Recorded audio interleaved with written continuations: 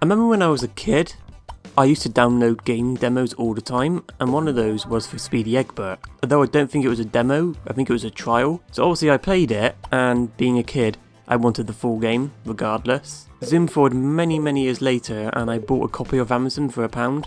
A physical copy, of course. And playing it, nostalgia just hit me like a ton of bricks. And then I realised that Speedy Eggbert is not a great game.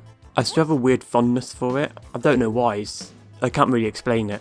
I think what really appealed to me as a kid was the fact that there was a level editor, and I love level editors in games. They're like one of my favourite things. As you can tell from the footage, Speedy Eggbert is a very simple 2D platformer, and not a particularly interesting one, although it has some good ideas that it doesn't fully realise, I think. You also might notice the fact that it doesn't have a particularly high frame rate. I think it runs at 20 frames a second.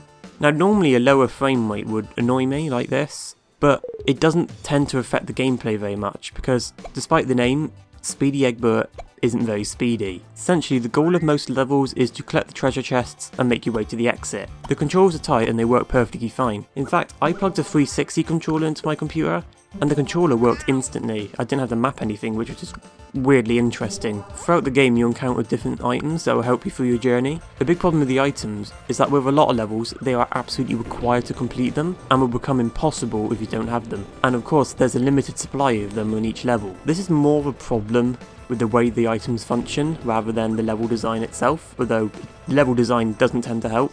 It would have been better if the item respawns after you pick it up. That alone would have fixed that issue. Another problem is respawning. Speedy Eggbert will respawn and sometimes you end up in a place where you're guaranteed to take more damage, and again that can sort of soft lock you in a level, or at least make it ridiculously hard and unfair. I would say Speedy Eggbert's, the game, not the character, biggest problem is the level design and how wildly inconsistent the quality is. Some levels are fine.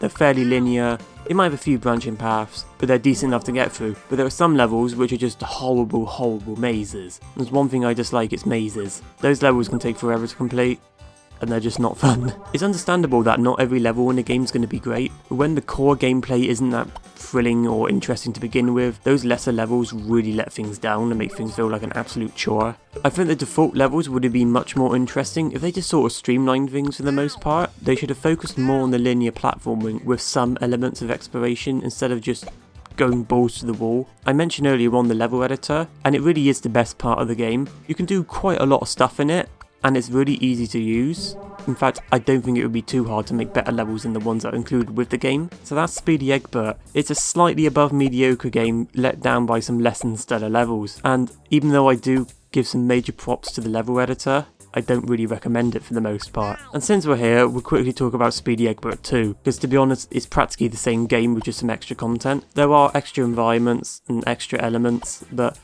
it doesn't really fix the core problem with the fact that the game just isn't that interesting for the most part. I do think overall the level designs tend to be a little bit more interesting, and I think the extra elements help there, but the game unfortunately kind of has an air of plagiarism. For example, in Mario Land 2, if you get stung by a bee, Wario's cheeks will inflate and you'll float up. Here, if you touch a bee, Speedy Eggbert will inflate and float up. Also in Wario Land 2, you can get squashed by a heavy object, and that will flatten Wario, and you can access small areas you couldn't get into before, and also when you're falling down, you go down a lot slower. Again, in Speedy Eggbert 2, Eggbert can get squashed, and you can float down much slower than you could before. Coincidences do happen, and this might just be a case of that, but it is a bit too coincidental for my liking. So yeah, Speedy Eggbert 2 is more the same, and because of that, it's not something I can recommend either, to be honest. These two games are completely free to play now, and I'll put a link in the description, although I might recommend something else.